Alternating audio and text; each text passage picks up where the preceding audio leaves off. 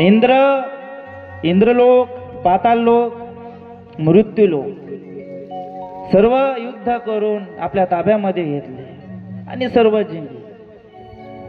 देवाने प्रार्थना केली, देवा तुम्ही अवतार घ्या. त्यावेळी भगवान नारायणांनी अदितीच्या गर्भामधून वामन भगवंताचं रूप धारण केलं आणि बलिराजांकडून सर्व गेलेले लोक संपत्ती पद प्राप्त करण्यासाठी त्यांना विनंती केली. छोटेसे वामन भगवान आहे, 7-8 वर्षाचे. बृहस्पतीने त्या वामन भगवंतांना जनेऊ घातले, परिधान करून दिली जनेऊ. जे दिशांचे स्वामी आहे त्यांनी ब्रह्माने, जो ब्रह्मा आहे त्या वामन भगवंताला कमंडलू हातामध्ये दिले. सप्तऋषीने कुशा दिली, खडाऊ दिले. भगवती उमादेवीने भिक्षा पात्र दिले. सर्व परिधान करून वामन भगवान बलिराजाकडे जात आहे. बलिराजाकडे आले. बलिराजाकडे आल्यावर बलिराजा भलं मोठं एक यज्ञाचं आयोजन करते आणि त्या यज्ञस्थळी बलिराजा आणि शुक्राचार्य, देवांचे गुरु कोण आहे? बृहस्पती आणि दैत्यांचे शुक्राचार्य. वामन भगवान त्या यज्ञ सभेमध्ये आले, त्या यज्ञ मंडपात आले आणि बलीला भिक्षाम दिली. आणि बलीचा नियम होता की कोणी दारात आलं तर त्याला वापस पाठवायचं नाही. शुक्राचार्याने सांगितलं, बली हा काही साधा सुद्धा ब्राह्मण नाही आहे, साक्षात हे नारायण आहे. बलीला माहित असून सुद्धा बलिराजा दानामध्ये कमी नाही. दानी मध्ये सर्वात अग्रस्थानी बलिराजाचं नाव येते. काय पाहिजे विचारलं त्या वामन भगवंताला, बटुक ब्राह्मणाला त्या वामन भगवंताला विचारले. वामन भगवंताने सांगितलं, फक्त मला काहीच नको, 3 पग मला,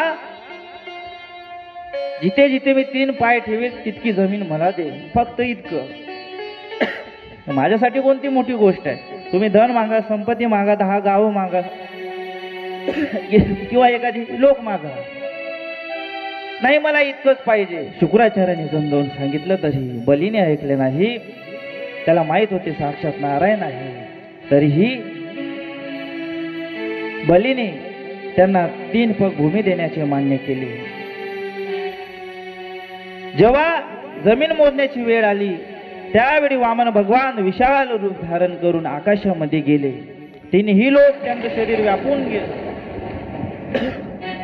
पहिला पाऊल ठेवलं त्यांनी, संपूर्ण स्वर्ग लोक त्यांनी व्यापून टाकला. दुसरा पाऊल ठेवला, पूर्ण पाताळ लोक व्यापून टाकलं, ब्रह्मलोक व्यापून टाकला. आणि आता तिसरा पाऊल उरला होता.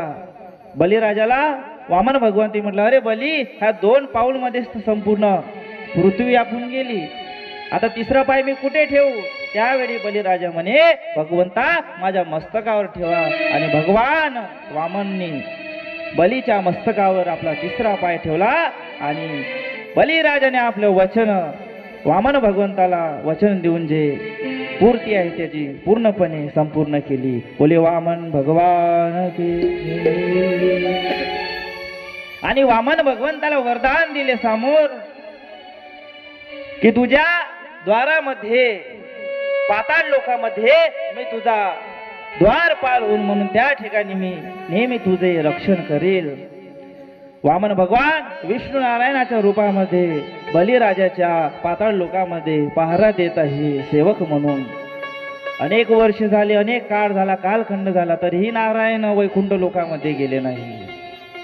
लक्ष्मीना वाटले नारायण कुठे गेले, तर पाहत पाहते नारदाला भेटले. नारदाने सांगितलं, सर्व वृत्तांत सांगितलं. महालक्ष्मी पाताळ लोकांमध्ये आली आणि बलिराजाला म्हणते, बली अरे माझा पती तुझ्यापाशी द्वारपाल म्हणून आहे. त्यावेळी बलिराजाला लक्ष्मी राखी बांधते आणि राखीच्या बदल्यामध्ये वामन भगवंताला, विष्णूला, नारायणाला वैकुंठ धामामध्ये घेऊन जाते. आणि त्यावेळेस पासून भाऊ आणि बहिणीचा रक्षाबंधनाचा कार्यक्रम त्यावेळी सुरू झाला, अशी आख्यायिका भागवतामध्ये आहे. त्यानंतर कर्णाचे चरित्र आले आहे महाभारतामध्ये.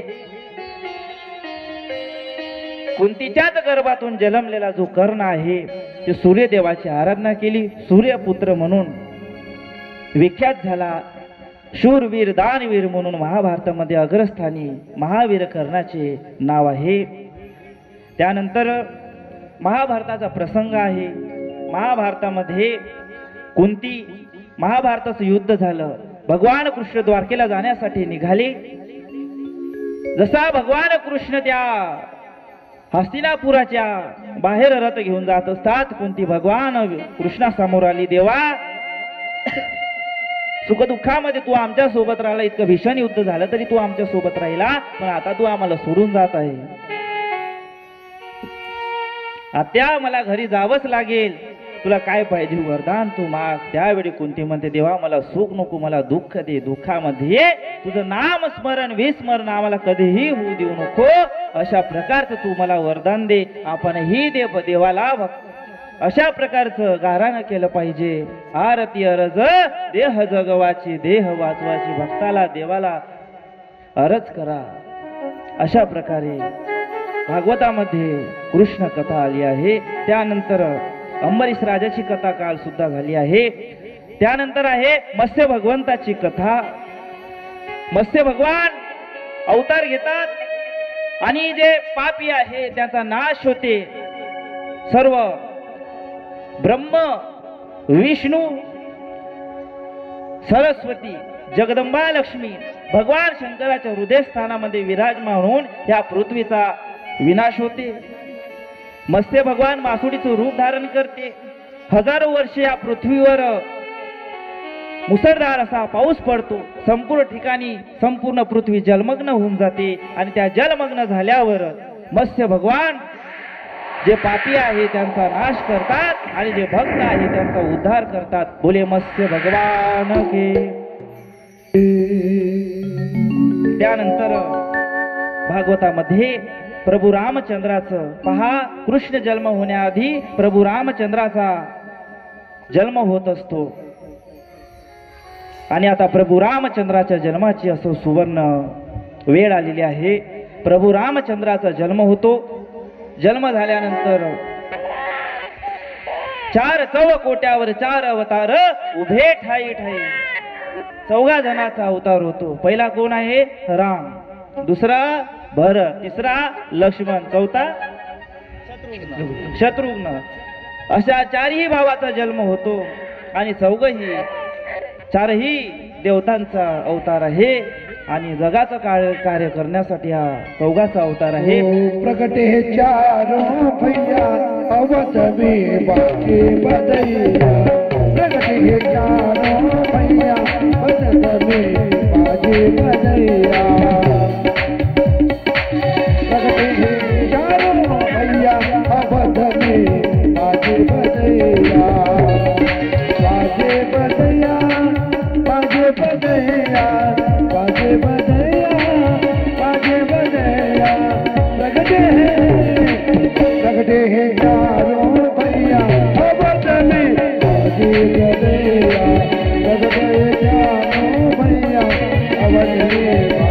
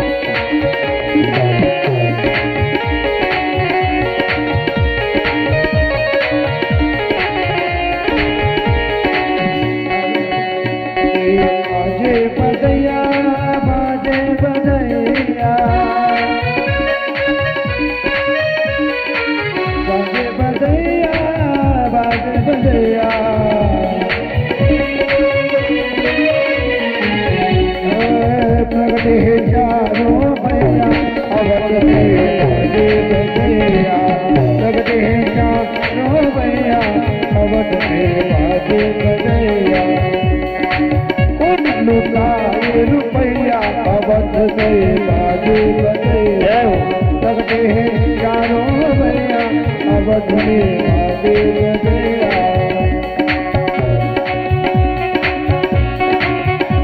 जय श्री राम।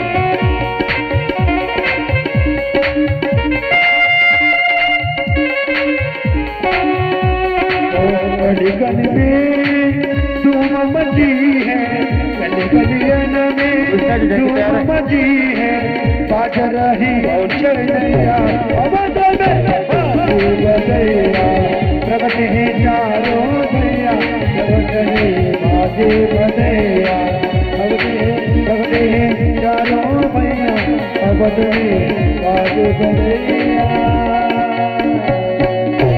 बोले गोपाल कृष्ण भगवान की, सियावर रामचंद्र की।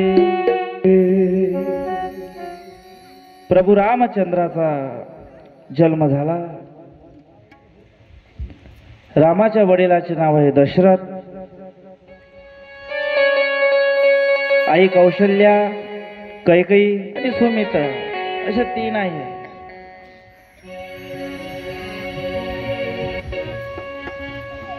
चैत्र मास शुक्ल पक्ष नवमी तिथी मध्यान्ह दुपारी काळ 12 वाजताच्या दरम्यामध्ये प्रभू रामचंद्राचा जन्म झाला। बोले प्रभू रामचंद्र की।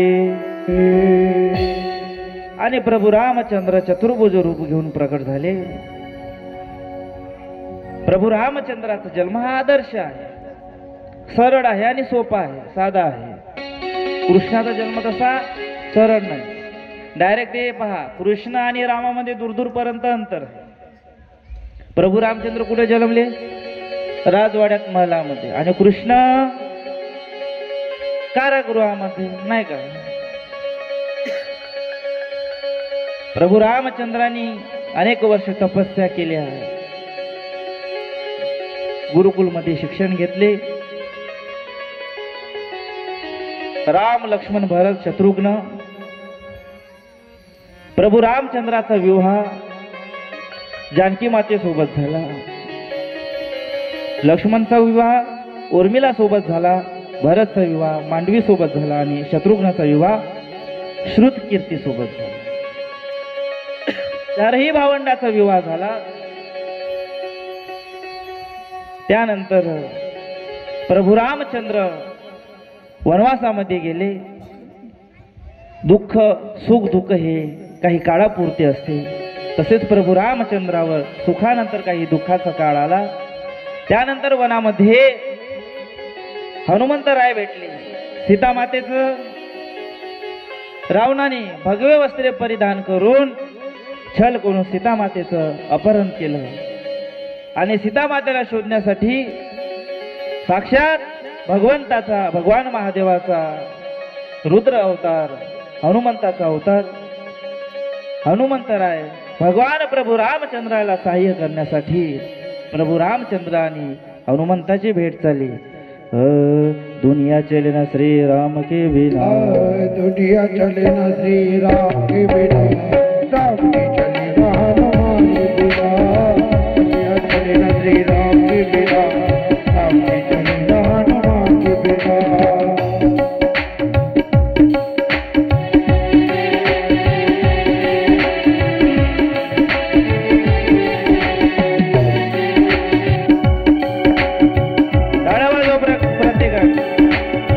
से रामायण पढ़ ली है, एक बात मैंने समझ ली है।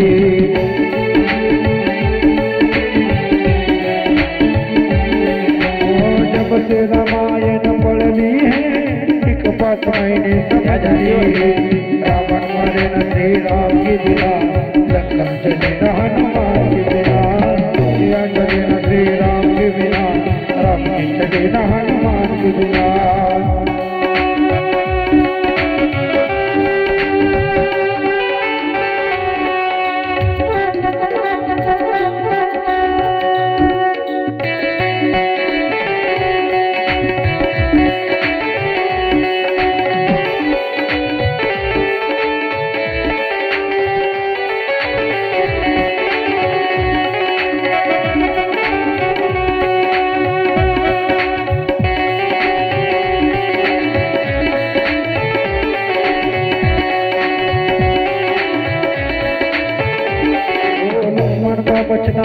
मुश्किल था, मुश्किल लाने के काबिल था, मन का बचना मुश्किल था, मुश्किल लाने के काबिल था।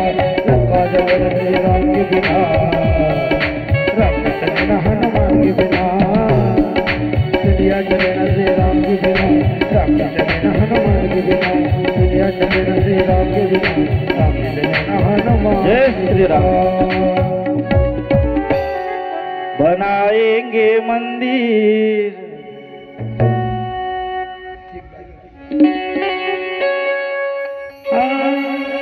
बनाएंगे मंदिर, बनाएंगे मंदिर, कसम तुम्हारी राम जान से तारा है। बनाएंगे मंदिर, कसम तुम्हारी राम।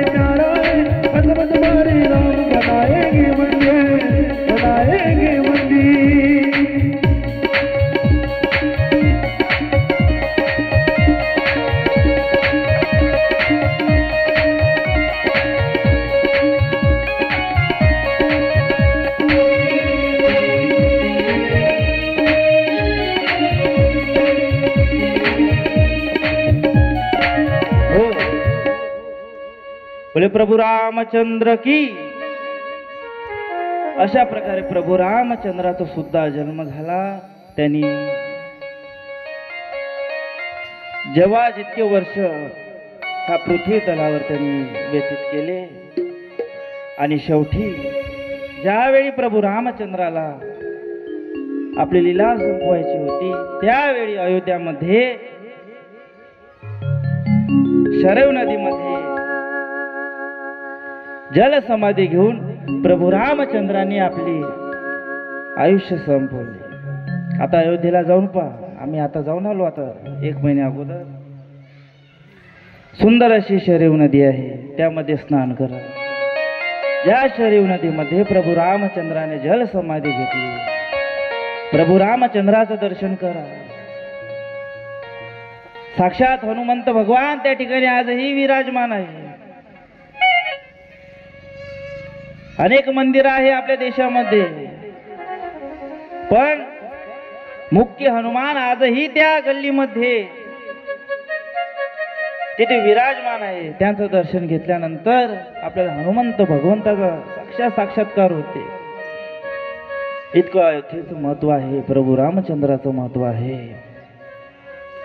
असाच एक व्यक्ती असतो, तो गोकुळ अष्टमीला गोकुळामध्ये जाण्यासाठी निघतो। त्याची जे नाव असते, बोट असते, त्याच्यामध्ये बसून तो यमुना नदी पार करण्याचा त्याचा विचार असतो। पण तो काय करतो, तो भांग पितो आणि त्याला त्या भांगचा नशा चढवून जाते। तो त्या नावेमध्ये बसतो आणि सकाळ होते। नावेमध्ये बसतो आणि सकाळ होते। त्याला वाटते आपण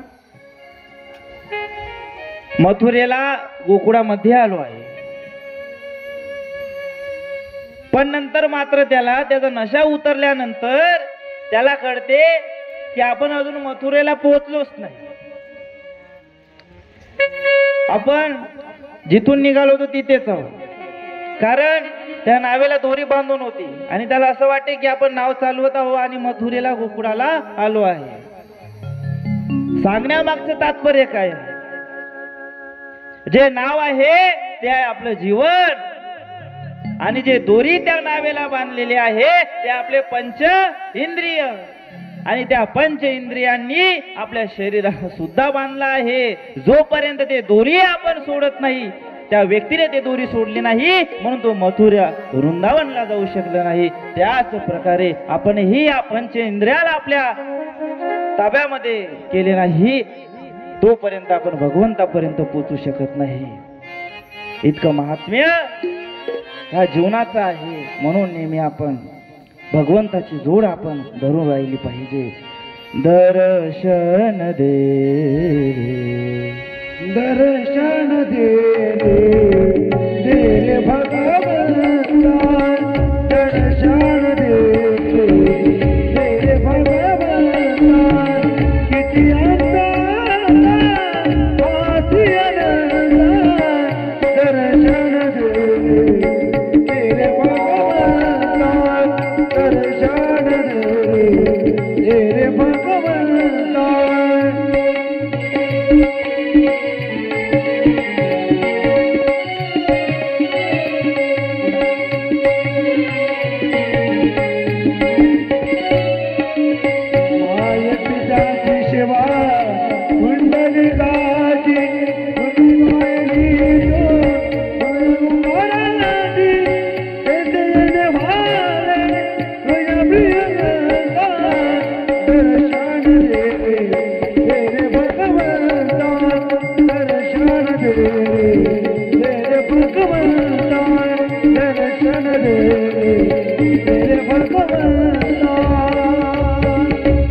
बोले गोपाळ कृष्ण भगवान की.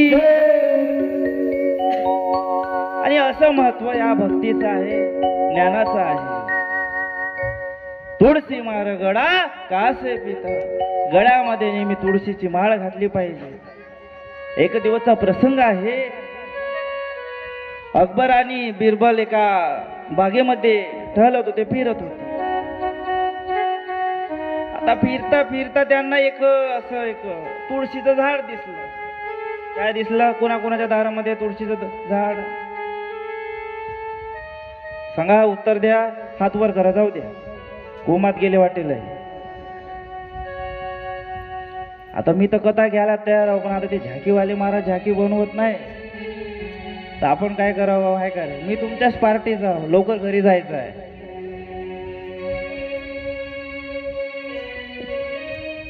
हात वर करा, म्हणजे वाटण चार्जिंग आहे म्हणून. हात वर करा सर्वांनी. राधे राधे. आवाज आला नाही महिला. कसा आहे कृष्णाचा जन्म आहे माय मावल्यानं, कसं थोडं एनर्जी दाखवा ना.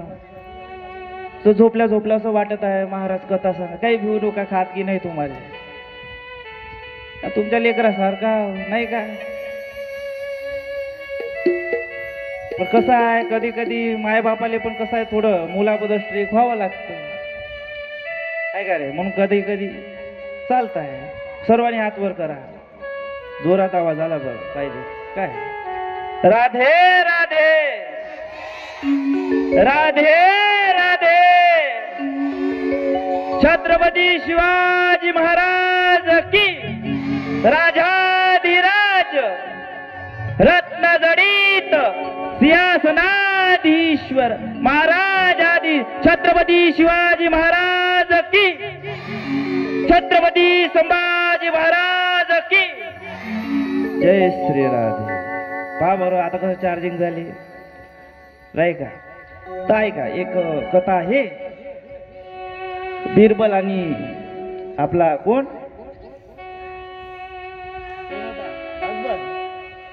आमच्या महाराज लोकांची बी लवकर नेटवर्क लागत नाही. का करसान त्यांना आता गोडधोड भेटत नाही आहे.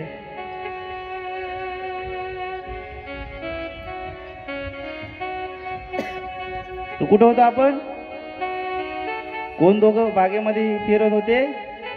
बिरबल आणि अकबर. आता फिरता फिरता सहज त्यांना नाही का एक असं भलं मोठं तुळशीचं झाड दिसलं.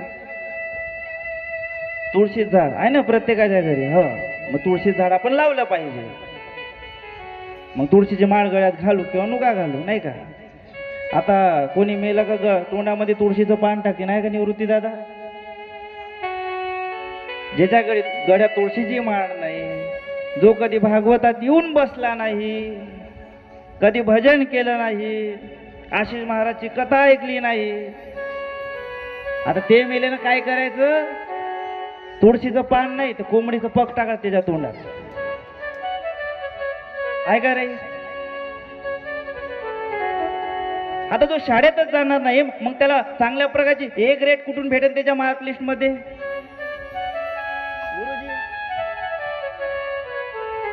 आता ए ग्रेड म्हणजे काय? सर्वात चांगला ग्रेड आहे. मग त्याच्या कोंबडीचं पगच टाकायचं. गंगाजल टाका म्हणते तोंडामध्ये मेल्यानंतर.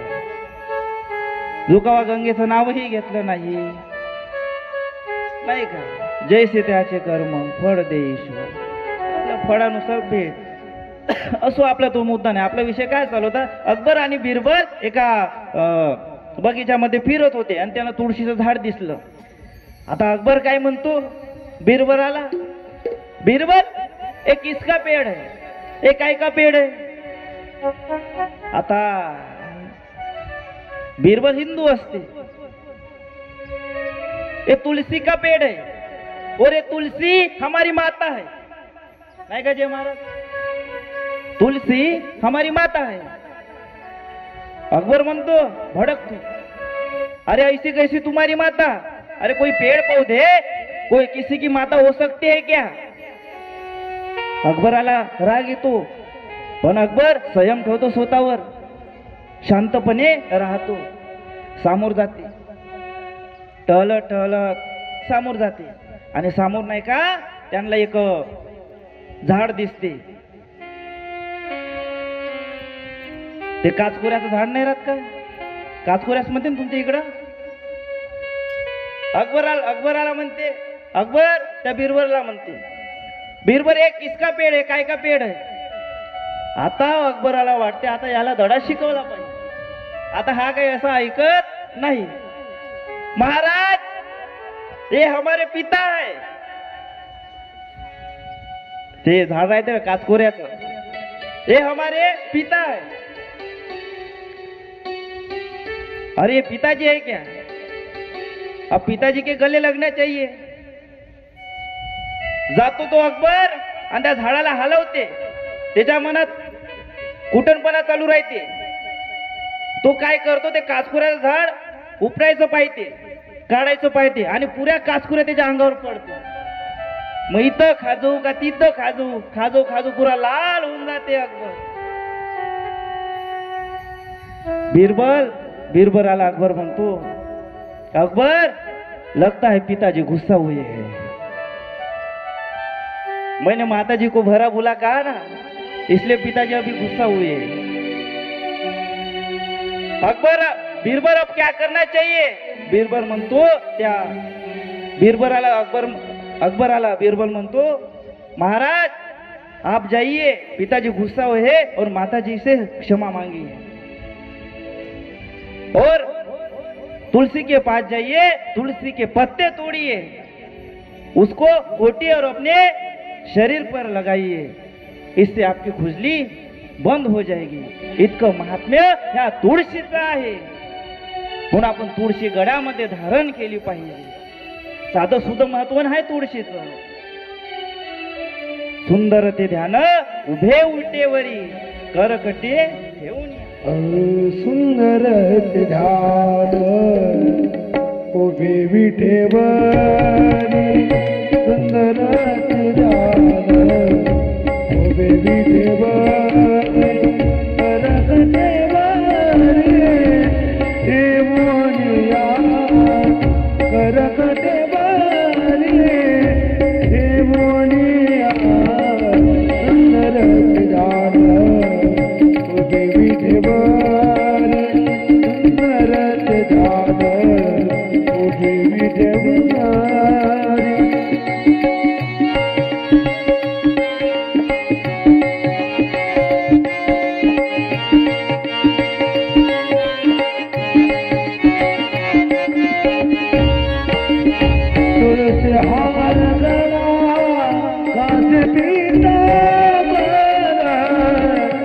तुलसी हार गला कांस पितांबर आवडे निरंतर तेची दान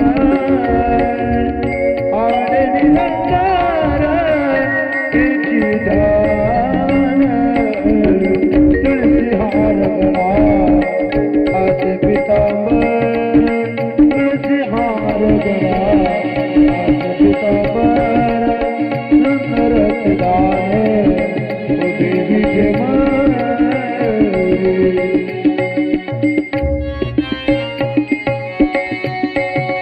मकर कुंडले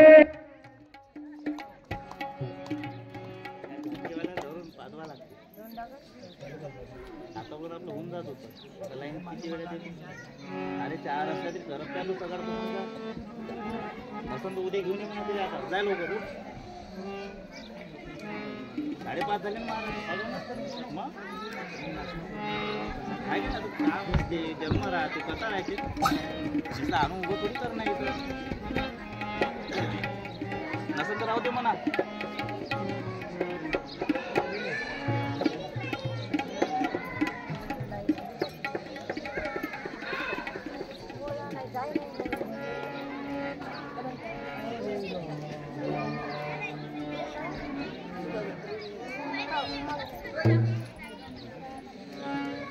प्रणय महाराज आपलं उभाच करे डायरेक्ट हो टायमावर टाइम म्हणजे टाइम त्याचा बोलायला चान्स नाही देतो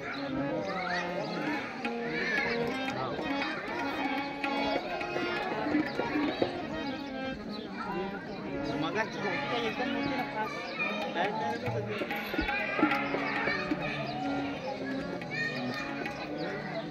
आरती आहे मग आरती बसायला टाइम जाते झालं ना आता लाईन गेली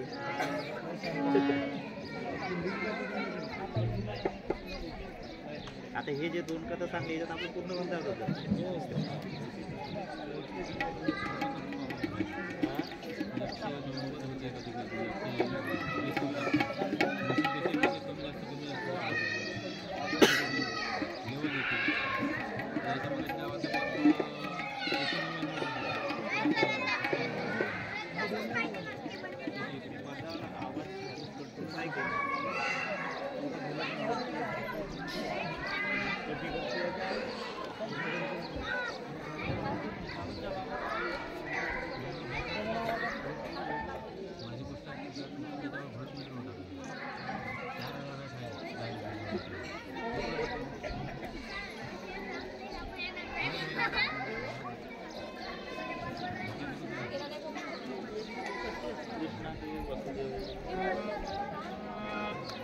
वसुदेव ससाने कृष्ण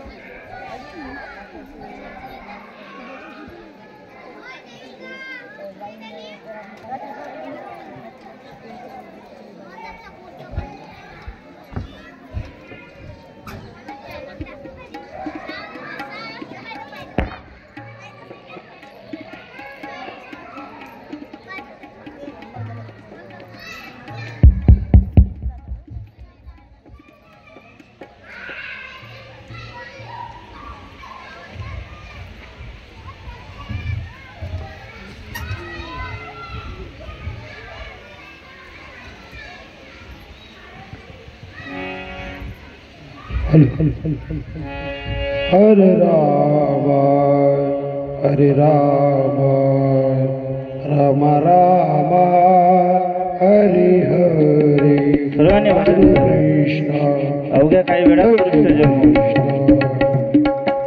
कृष्ण कृष्ण हरे हरे हरे राम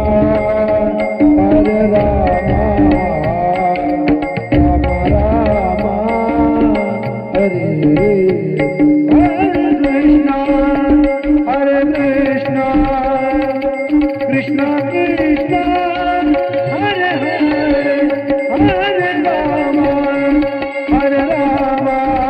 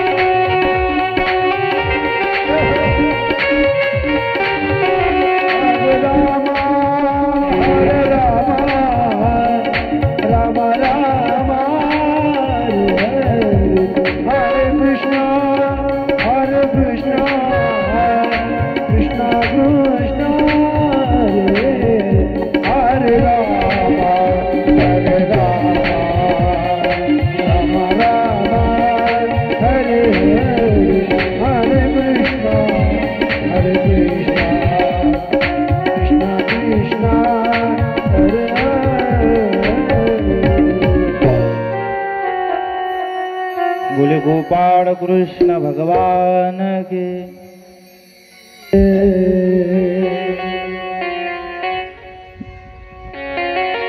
नवव्या स्कंदाला या ठिकाणी विराम लागते। पहिला स्कंद, दुसरा स्कंद, तिसरा स्कंद, चौथा स्कंद, पाचवा स्कंद, 6वा, 7वा, 8वा आणि 9वा। भागवताचे एकूण 12 स्कंद आहे। 12 स्कंदापैकी 9 स्कंद या ठिकाणी विराम पावते।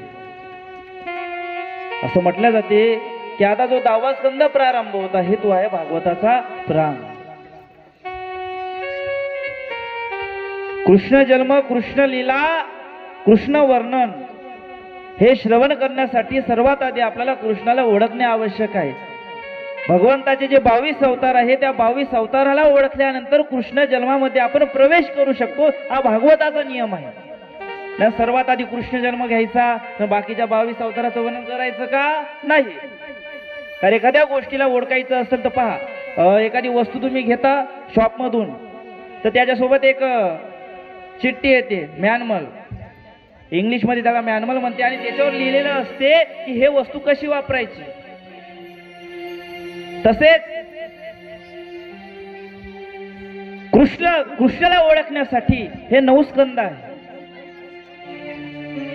त्यानंतरच आपण कृष्णाला ओळखू शकतो, कृष्ण कथेमध्ये प्रवेश करू शकतो।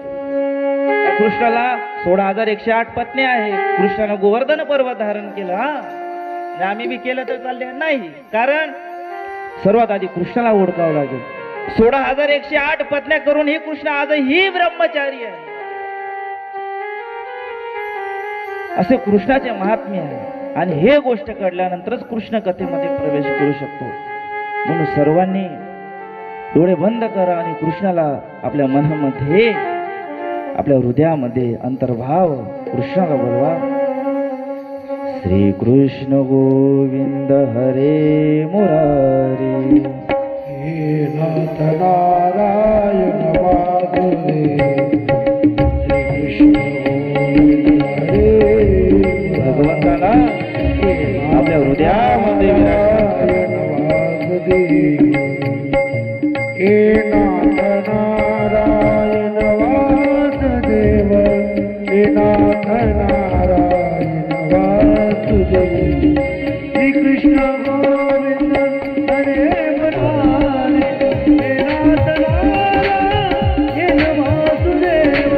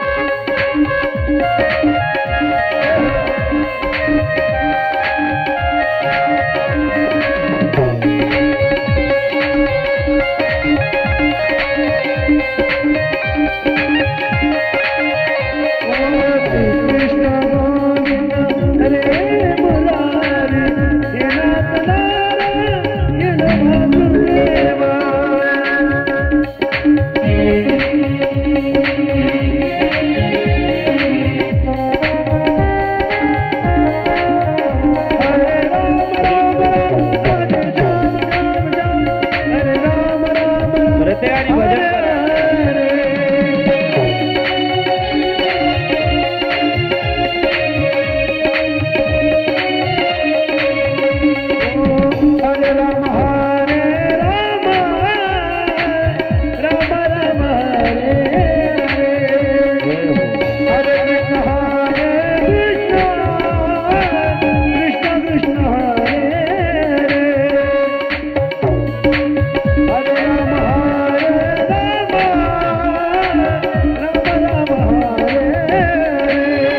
कृष्ण।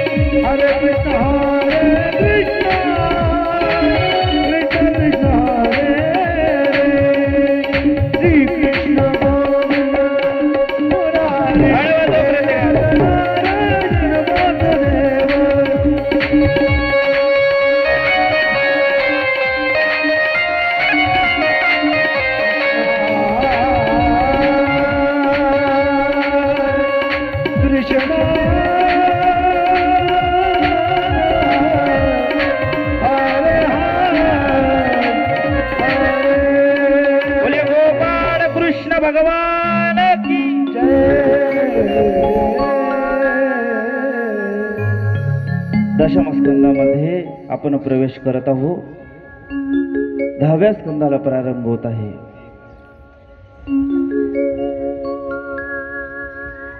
वसुदेव देवकी यांचा विवाह मथुरेमध्ये संपन्न होतो. असाच एक दिवस, लग्नाचा दिवस, आणि रात्री वसुदेव आणि देवकीचं रथयात्रा जात राहते आणि कंस सुद्धा त्यांच्या सोबत असतो. आकाशवाणी होते. त्या आकाशवाणीमध्ये कंसाला सूचित करते,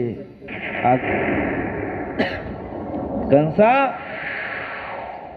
जे इतक्या थाटामाटामध्ये तुझ्या बहिणीचा तू विवाह केला आहे, त्याच बहिणीच्या देवकीचा 8वा पुत्र तुझा वध करेल. तू जास्त काही आनंद करू नको. कंस घाबरतो. आपल्या खड्गामधली तलवार काढते, देवकीला मारण्यासाठी धावते. तितक्यात वसुदेव बाबा कंसासमोर येते. कंसाला म्हणते, कंसा, मला एक गोष्ट सांग. आकाशवाणी काय झाली? देवकीचा 8वा पुत्र तुझा वध करेल. देवकी करेल का नाही? मग आपल्या बहिणीच्या हत्येचा पाप दोष तुझ्या मस्तकावर तू घेऊ नको. कंसाला ती गोष्ट योग्य वाटते. देवकी आणि वसुदेव बाबाला कंस कारागृहामध्ये टाकते. सतत पहिला मुलगा होते, पहिलं लेकूर होते. कंस त्या मुलाला त्या कारागृहाच्या भिंतीवर, दगडांच्या भिंतीवर हवेमध्ये फेकून त्या देवकीच्या पहिल्या मुलाचा जीव घेतो. त्यानंतर दुसरा, तिसरा, चौथा, 5वा आणि 6वा 6ही मुलाचा वध कंस करून टाकतो. 7वा गर्भ योगमायाद्वारे गृहिणीच्या गर्भामध्ये भगवान विराजमान करतात आणि इकडे गोकुळामध्ये रोहिणीच्या गर्भातून बलराम भगवान प्रगट होते. बोले बलरामजी भगवान की जय. बलराम भगवान ह्या पृथ्वी तलावर दृष्टांत संहार करण्यासाठी अवतरते. त्यानंतर यशोदेच्या गर्भामधून योगमायाचा जन्म होते. कारागृहामध्ये आता भगवान कृष्ण जन्मणार आहे, जन्माला येणार आहे, प्रगटणार आहे. मंद वारे वाहू लागते. सर्व ठिकाणी ढग एकमेकाला छेदतात. ढगांचा कडकडाट त्या ठिकाणी चालू होते. विजांचा कडकडाट चालू होते. वारे जोरात चालू आहे. यमुना नदीला महाभयंकर असं पाणी आलं आहे, पूर आला आहे. सर्व गोकुळ शांत निद्रेमध्ये झोपलेला आहे. कारागृहातले सर्व सैनिक, सर्व राक्षस, सर्व योग मायेद्वारे निद्रिस्त गेले आहे. देवकी माता सुद्धा बेशुद्ध झालेली आहे. आणि त्याच वेळेस वसुदेव बाबाचे डोळे उघडतात आणि काय पाहते तर भगवान श्री कृष्ण चतुर्भुज रूप घेऊन वसुदेव बाबा समोर प्रगट होते. बोले कृष्ण भगवान की जय. कृष्ण आणला का?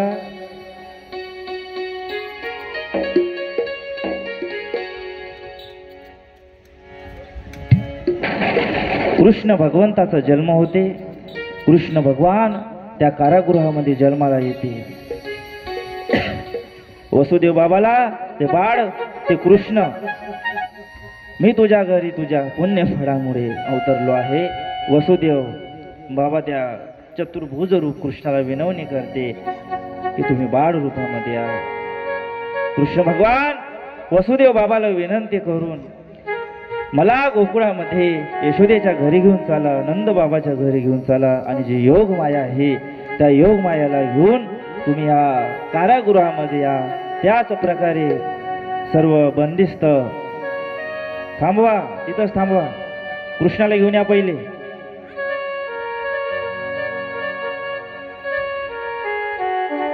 वसुदेव बाबा बाळ कृष्णाला एका टोकरीमध्ये घेऊन, एका टोपलीमध्ये घेऊन सुंदर अशा यमुना नदीच्या प्रवाहातून गोकुळामध्ये घेऊन जाते. आणि यशोदा मातेच्या बाजूला जे योग माया झोपलेली असते, बाळ योग मायाला, त्या बाळ कृष्णाला यशोदा मातेच्या बाजूला झोपवते ते योग माळेला घेऊन झोपडीमध्ये वापस त्या कंसाच्या कारागृहामध्ये कृष्ण भगवान घेऊन वसुदेव बाबा घेऊन आणि कंसाला माहित पडते देवकीचा आडव पुत्र जन्मला तसाच धावत झोपेतून कंस त्या 8व्या देवकीच्या मुलाला मारण्यासाठी त्या कारागृहामध्ये येते. त्या योग मायाला घेते आणि भीतीवर दगडावर फेकून देते आणि योग माया प्रगट होते आपल्या चतुर्भुज रूपामध्ये. योग माया आणि कंसाला सूचना देते, अरे तुला तुझा वध करणारा देवकीचा 8वा पुत्र गोकुळामध्ये जन्माला आला आहे, तू इथे काय उत्सव साजरा करतो. आणि तसेच योग माया आकाशामध्ये अंतर्धान पाहून जाते आणि कंसाला टेन्शन येते. आणि इकडे गोकुळामध्ये सर्व गवळणींना